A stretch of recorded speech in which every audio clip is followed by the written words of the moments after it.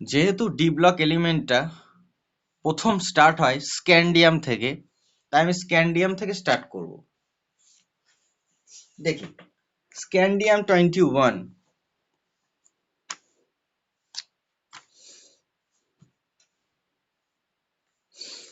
স্ক্যান্ডিয়ামের electronic configuration argon 18টা আমি লিখে দিলাম, বাকিটা লিখব। 3D1 4s2। স্ক্যান্ডিয়ামটা হলো 3D সিরিজের অন্তর্গত, অর্থাৎ 3D মানে ডি এর ভ্যালু যদি 3 হয় তার মানে এনটাও নিশ্চয় 4 আছে, বোঝাই যাচ্ছে এন এর ভ্যালু 4, n-1 মানে 3D। এবার এ অক্সিডেশন স্টেট কতগুলো দেখাবে?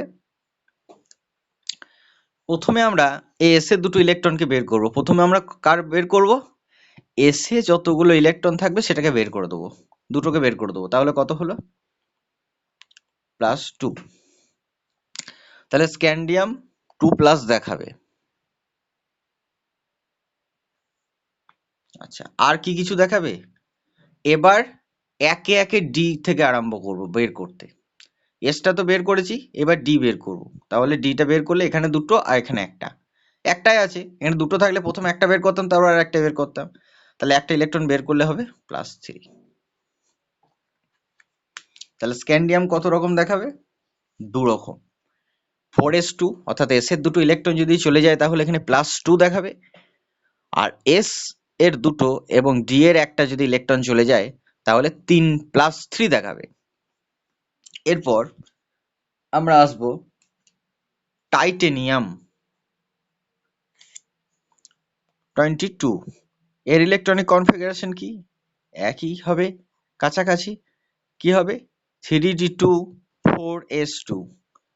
তাহলে এস এর প্রথমে দুটো ইলেকট্রনকে বের করে দেবো, তাহলে এ কি করবে? +2 শো করবে।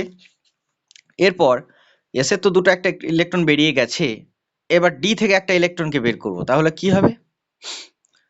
+3। ডি এর দুটো ইলেকট্রন আছে, আবার সেই শেষের ইলেকট্রনটাকে বের করব, তাহলে +4। তাহলে argon 3d2 4s2 titanium electronic configuration. প্রথমে +2 কি করে পেলাম? না, এস এর দুটো ইলেকট্রনকে বের করে দিলাম, তারপর ডি এর একটা বের করলাম, তারপর আবার ডি এর আরেকটাকে বের করলাম। ডি এর তো দুটো।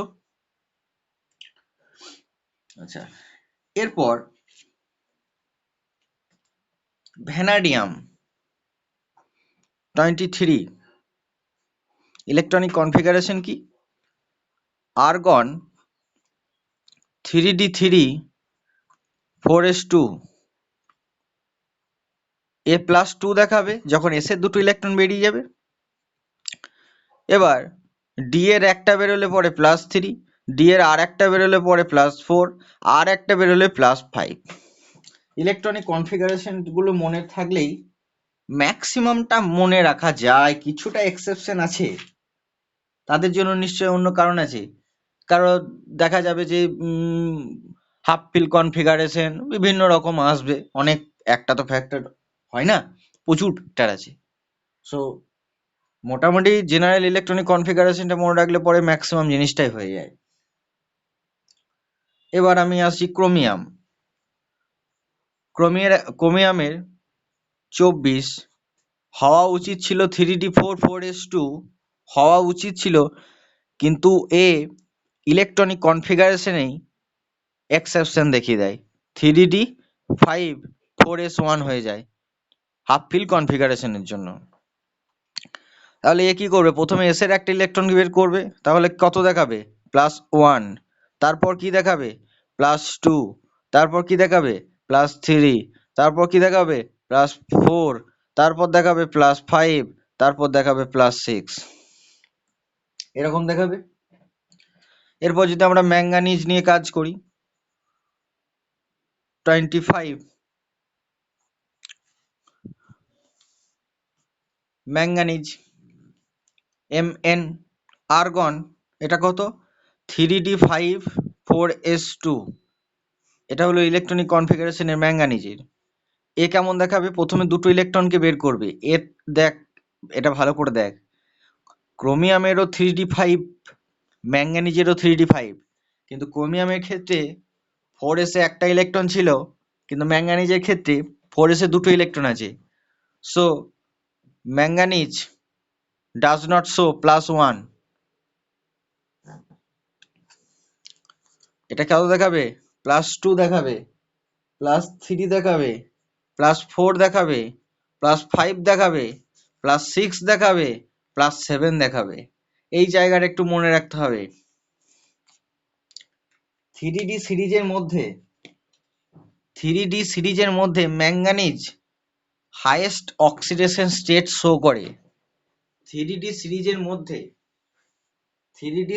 মধ্যে manganese highest oxidation state +7 show করে।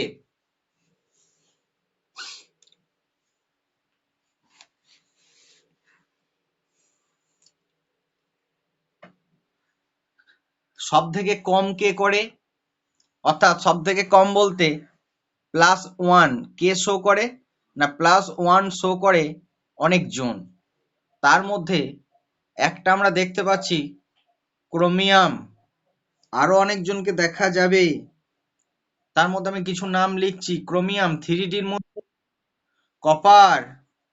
কপার, শুধু কপার নয়, আরো আছে সিলভার দেখা যাবে, গোল্ড, আর কাকে দেখা যাবে? আর একজন আছে পরিচিত, কে? মার্কারি।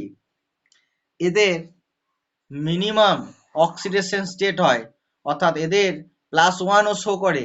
কিন্তু প্রশ্ন তাহলে দুটো, এখান থেকে দুটো প্রশ্ন আমি করে দিতে পারা যায়।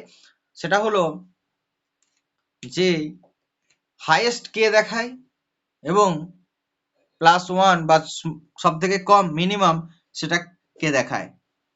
তোরা বাকিগুলো ইলেকট্রনিক কনফিগারেশন করে অক্সিডেশন স্টেট বের করার চেষ্টা করবি, বাড়িতে বইয়ে করে দেওয়া আছে। আর কিছু জায়গাতে এক্সেপশন থাকবে, সেই এক্সেপশনের কারণগুলো দু একটা আমি বলার চেষ্টা করছি। হাফ ফিল ইলেকট্রনিক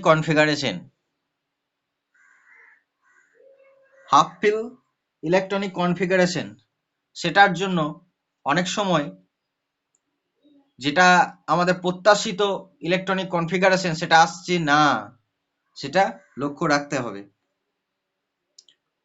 আবার কি বলি, অক্সিডেশন স্টেট একটা hypothetical state.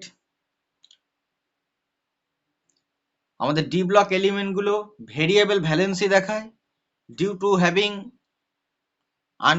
Number of unpaired electrons, তারা আনইউজুয়াল ভ্যালেন্সি স্টেট দেখায়। NS এবং N-1 যে সাবসেল, তাদের মধ্যে এনার্জি গ্যাপটা অত্যন্ত কম হওয়ার জন্য এই ঘটনাটা ঘটে। আমাদের ইলেকট্রনিক কনফিগারেশন গুলো মনে থাকলে মোটামুটি অক্সিডেশন স্টেট গুলো ক্লিয়ার হয়ে যাবে। যেগুলো 100% মনে রাখার দরকার নাই গো, হয়তো 10% মনে রাখতে হবে এক্সেপশনাল কেসগুলো। আর কি কি পেলাম? Highest oxidation state manganese show করে, যার ইলেকট্রন বিন্যাস 3d5 4s2, atomic number 25, +7 show করে। এটা 3D সিরিজের মধ্যে হাইয়েস্ট। মিনিমাম কারা কারা শো করে? মিনিমাম অনেক এলিমেন্ট রয়েছে, ক্রোমিয়াম রয়েছে, কপার রয়েছে, সিলভার রয়েছে, গোল্ড রয়েছে এবং মার্কারি রয়েছে।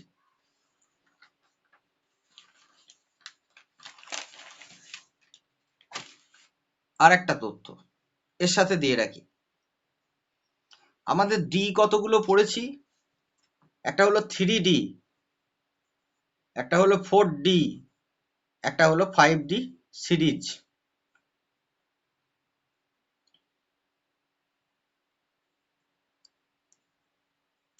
থ্রি সিজ মানে হচ্ছে ফোর্থ পিরিয়ড, 4D মানে হচ্ছে ফিফথ পিরিয়ড, অ্যান্ড 5D মানে হচ্ছে সিক্সথ পিরিয়ড। তাহলে fourth period, fifth period and sixth period. Stable oxidation state, দুটো টার্ম বললাম, একটা হচ্ছে স্টেবল আর একটা হচ্ছে অক্সিডেশন। এই যে এতগুলো অক্সিডেশন স্টেট লিখেছি, তার মানে সবাই যে সবটা শো করে এবং খুব ভালোভাবে স্টেবল এরকম কিন্তু কথা নয়। শো করতে পারে, যেমন স্ক্যান্ডিয়াম 2+ শো করে, 3+ শো করে, কিন্তু +3টা মোর স্টেবল। ম্যাঙ্গানিজ +7 শো করে, কিন্তু সেটা আনস্টেবল। ক্রোমিয়াম +6 কিন্তু অত্যন্ত আনস্টেবল। এটা মনে রাখার একটা, আমি একটু একটু হালকা করে একটা টেকনিক বলবো না,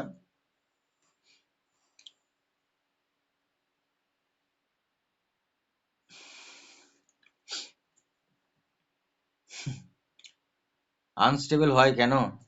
কেমিস্ট্রিটা তুই সারা সময় তো পড়ছিস, স্টেবল কে আনস্টেবল কে, সেটার দিকেই তো এগোচ্ছিস সবসময় আমরা রে। আমরা তো পড়াশোনা করছি সব স্টেবল হওয়ার জন্যই। কে আনস্টেবল হতে যাবে বল? পড়াশোনা করে ফেল করে বেকারত্ব ইয়ে করে সবাই তো স্টেবিলিটির দিকে এগোবে।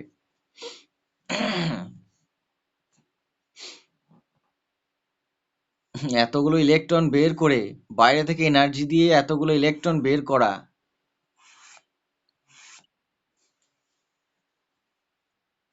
তো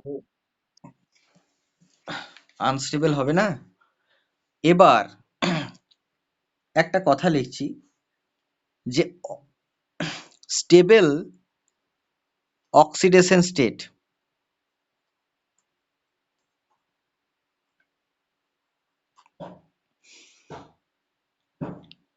স্টেবল অক্সিডেশন স্টেট।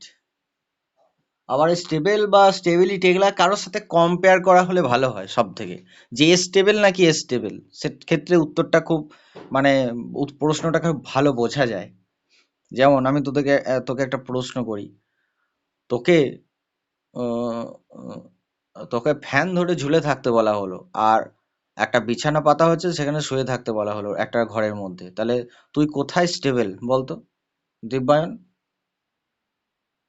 আহ তাহলে তোর স্টেবল সেট ছিল বিছানার ওখানে, বেশ ঢাকা ঢুকু নিয়ে শুয়ে পড়লি শীতকালে, ঠিক আছে। তাহলে তোর ফ্যানে ধরে থাকাটা ওর কিন্তু আনস্টেবল স্টেট ছিল। এবার ধরে নে একটা বাঘ ঢুকে গেছে ওই রুমের মধ্যে, তাহলে কোনটা তো স্টেবল সেট হবে? কোনটা? শুয়ে থাকাটা হবে আরাম করে, না ওই ফ্যান ধরে পাটাকে উপর করে কোনো রকম ঝুলে থাকা হবে? তখন মনে হবে ওইটাই আমি ঠিক আছি, তখন শুয়ে থাকাটা মনে হয় আনস্টেবল হয়ে যাবে। আর দেখা গেল তুই স্টেবল, আবার বাইরে থেকে এমন একজন চলে এসো তোর থেকেও বেশি স্টেবল।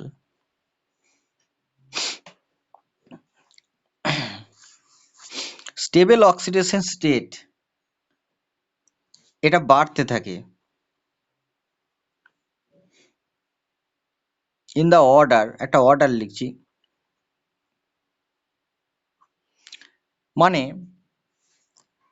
3D 4D, আমি বুঝিয়ে দিচ্ছি 5D, মানে যে অক্সিডেশন স্টেট গুলো ছোট, ছোট বলতে আমি বলতে চাইছি +2 +3 এইগুলো, ঠিক আছে, তারা 3D এলিমেন্ট যেগুলো আছে 3D সিরিজের, সেই সিরিজে বেশি স্টেবল অক্সিডেশন স্টেট।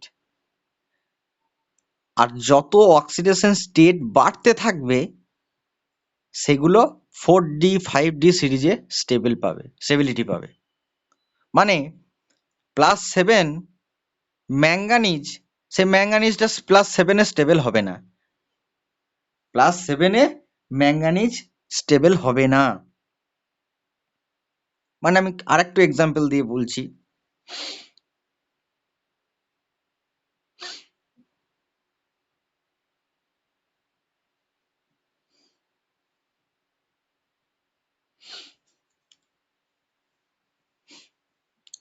3D সিরিজে সাধারণত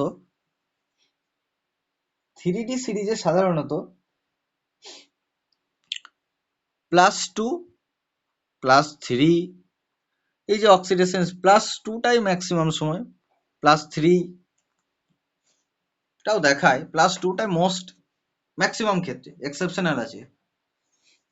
+2টা অক্সিডেশন স্টেটটা স্টেবল। আবার 4D-তে, এটা 3D-তে, 4D-তে +2টাও স্টেবল, কিন্তু 2 থেকে 4টা বেশি স্টেবল।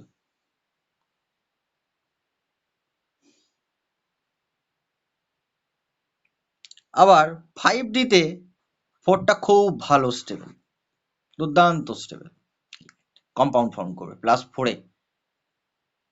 কিন্তু +4-এর থেকে 3D সিরিজে যদি কেউ করে, তাহলে ম্যাক্সিমাম ক্ষেত্রে দেখা যাবে +2 এর কম্পাউন্ডটা স্টেবল বেশি। তাহলে দেখ, 3D সিরিজে কম অক্সিডেশন স্টেটগুলো বেশি স্টেবল। এই যে increases in the order of 3D 4D 5D, এই অর্ডারে কিন্তু আস্তে আস্তে বাড়তে থাকছে।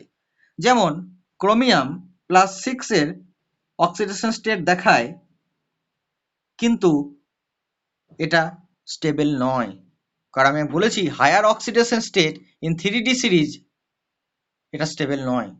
এই যে অর্ডারটা একটু মনে রাখবি। ম্যাঙ্গানিজ +7 দেখাতে পারে, +6 দেখাতে পারে, বাট এটা স্টেবল নয় এই অর্ডারটা।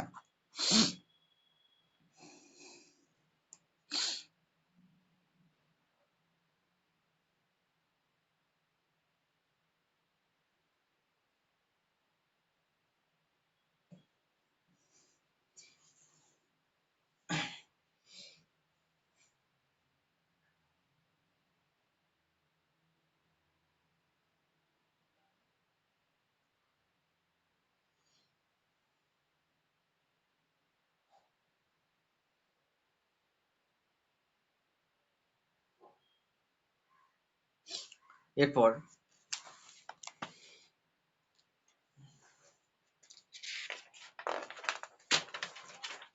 এখানে ব্যাচের মধ্যে কেউ নিট টিট প্রিপারেশন করছিস নাকি?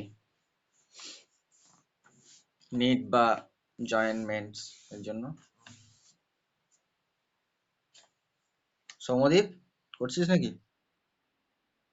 আচ্ছা, রিভাইজ করছি। কোয়েশ্চেনগুলো মানে যদি দেওয়ার ইচ্ছা থাকে, প্রকৃত যদি দেওয়ার ইচ্ছা থাকে, তাহলে কিন্তু মানে টার্গেট বেঁধে এগোনোই ভালো। কিন্তু যে কোনো বিষয়ে টার্গেট বেঁধে অবশ্যই একটা পথ ফাঁকা রাখতে হয়, যে এটা না হলে একটা পথ যেন ফাঁকা থাকে, সেই রকম ভাবে এগোবি। কারণ নিটের যদি কারোর ইচ্ছা থাকে, তাহলে কঠোর পরিশ্রম করতে আরম্ভ করে দিতে হবে।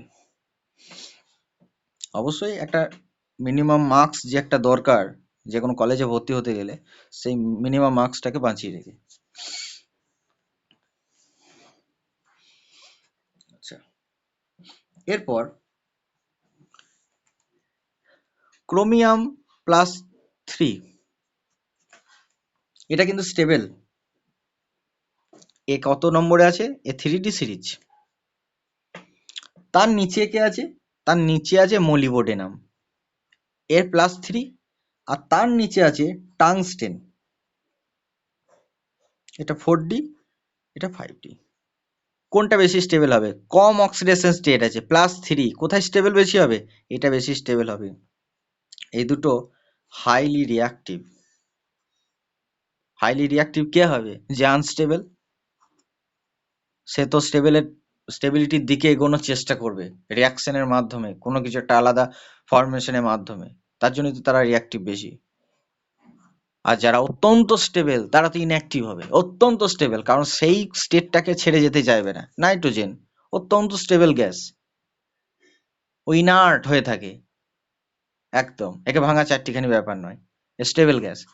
যে স্টেবিলিটি পেয়ে যাবে, একদম ভালো স্টেবিলিটি পেয়ে যাবে, সেটা তখন ও ইনঅ্যাক্টিভ হিসেবে কাজ করবে স্টেবিলিটির দিকে, সেটাকে নষ্ট করতে চাইবে না। এটা হাইলি রিয়াক্টিভ মানে কি? এটা +3-তে স্টেবল নয়, কারণ এটা 4D-তে আছে, 5D-তে আছে। এখানে তো 3-তে কোনো করবে না, +4-এ স্টেবল হয়, এটাও 4-এ স্টেবল হয়। যত উপর থেকে নিচের দিকে নামবো, অক্সিডেশন স্টেটের ভ্যালুটা বাড়তে থাকবে, হাইয়েস্ট অক্সিডেশন স্টেটগুলো দেখাতে থাকবে। যেমন অসমিয়াম, অসমিয়াম তো আবার +8 শো করে। অসমিয়াম, অসমিয়াম, রুথেনিয়াম, যে এলিমেন্টগুলো আছে, রুথেনিয়াম, অসমিয়াম, RuO4, তাহলে একটা অক্সিজেন আর একটা আছে অসমিয়াম O4, একটা অক্সিজেন -2, তাহলে 4টে অক্সিজেন 4 সমান -8। সো রুথেনিয়ামকে তাহলে +8 হতে হবে, এখানেও অসমিয়ামকে +8 হতে হবে, অসমিয়াম +8 শো করে।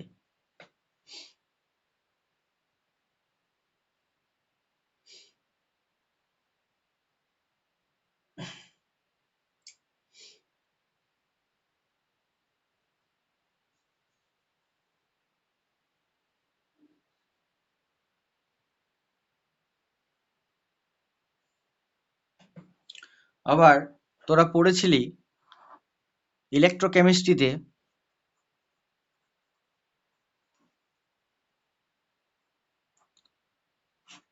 রিডাকশন পোটেনশিয়াল,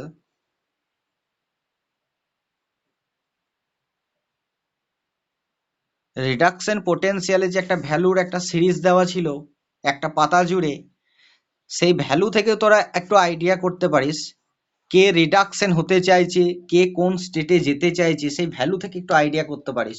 তোদেরকে সবাইকে যদি আমি দুটো ভ্যালু দিয়ে দিই, তোরা খুব সহজেই বলে দিতে পারবি যে সে রিডাকশন হতে চাইছে নাকি অক্সিডাইজড হতে চাইছে।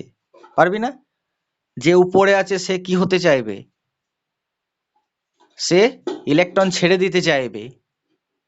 যে নিচে আছে সে গেন করতে চাইবে। উপর দিকে যে আছে সে যত তাড়াতাড়ি পারবে ইলেকট্রন ছেড়ে দেওয়ার চেষ্টা করবে, অর্থাৎ তাদের ক্যাটায়ন হওয়ার টেন্ডেন্সিটা বেশি। সেখানকার ভ্যালু দেখে আমরা বলতে পারবো যে এই এলিমেন্টটা কোন স্টেটে যেতে চাইছে। পটাশিয়াম, সোডিয়াম, দেখেছিস এরা ওই ইলেকট্রোকেমিক্যাল সিরিজের উপর দিকে অবস্থান করে।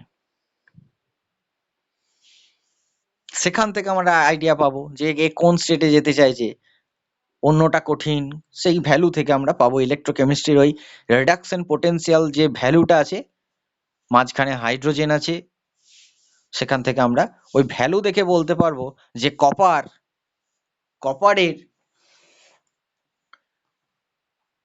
কপার +1, অবশ্যই অ্যাকুয়াস ফর্ম, +1 একটা ইলেকট্রন আছে,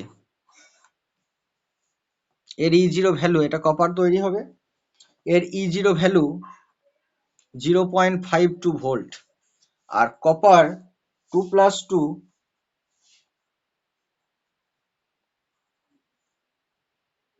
এটার E0 ভ্যালু 0.34।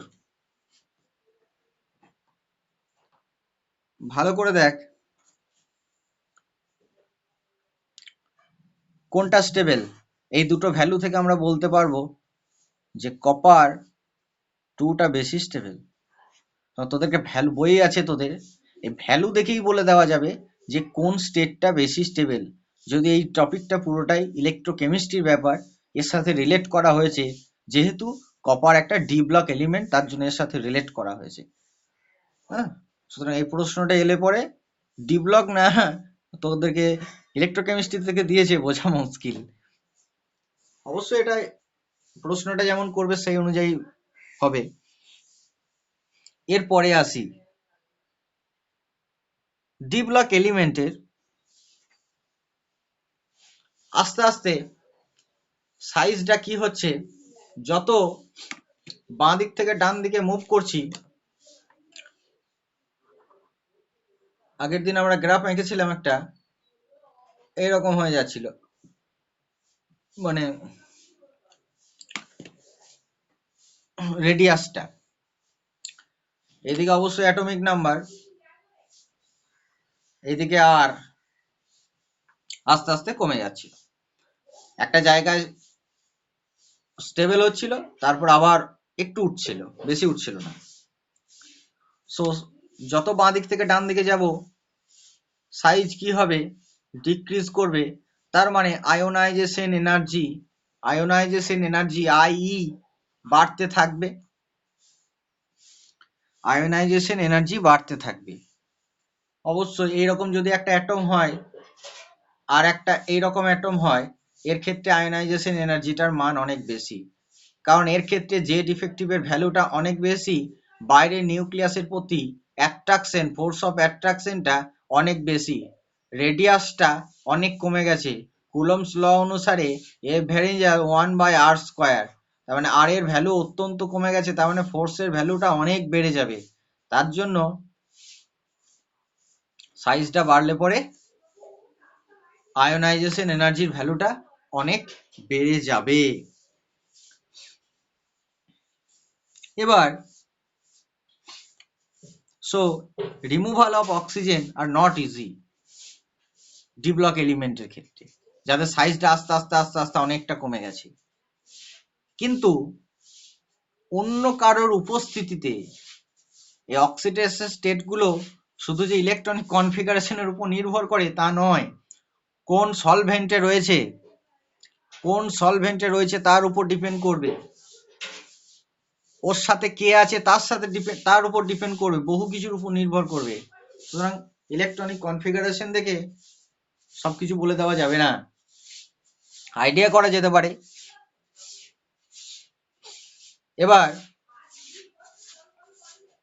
এবার বাট অক্সিজেন এবং ফ্লুরিন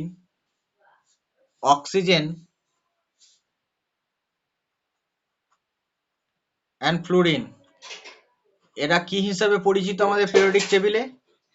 না, এরা আমাদের সব থেকে ইলেকট্রোনেগেটিভিটি এদের বেশি। ফ্লুরিন যার ভ্যালু 4 আমরা পড়েছি, অক্সিজেন কত?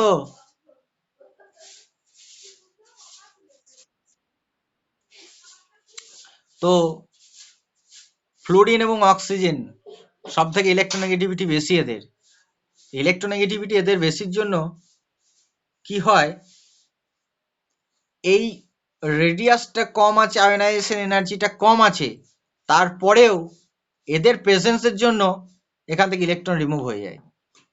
শুধু এদের ইলেকট্রোনেগেটিভিটিটা অত্যন্ত বেশি হওয়ার জন্য এই ঘটনাটা ঘটে। এনার্জিটা আস্তে আস্তে বাড়ার কথা আছে, কিন্তু এই অক্সিজেন এবং fluorine highly electronegative atom, periodic টেবিলের মধ্যে সব থেকে বেশি ফ্লুরিন, তারপর অক্সিজেন, তার জন্য এই সাইজ ছোট হয়ে গেছে, আয়োনাইজেশন এনার্জিটা অনেক বেশি হয়ে গেছে, তারপরেও এখান থেকে ইলেকট্রন বের করতে পারে। সুতরাং দেখা গেল D5 ইলেকট্রনিক কনফিগারেশন স্টেবল, কিন্তু দেখা যাচ্ছে ফ্লুরিন বা অক্সিজেন আছে, সেক্ষেত্রে কি হচ্ছে না সেখান থেকে ইলেকট্রন বের করে নিচ্ছে।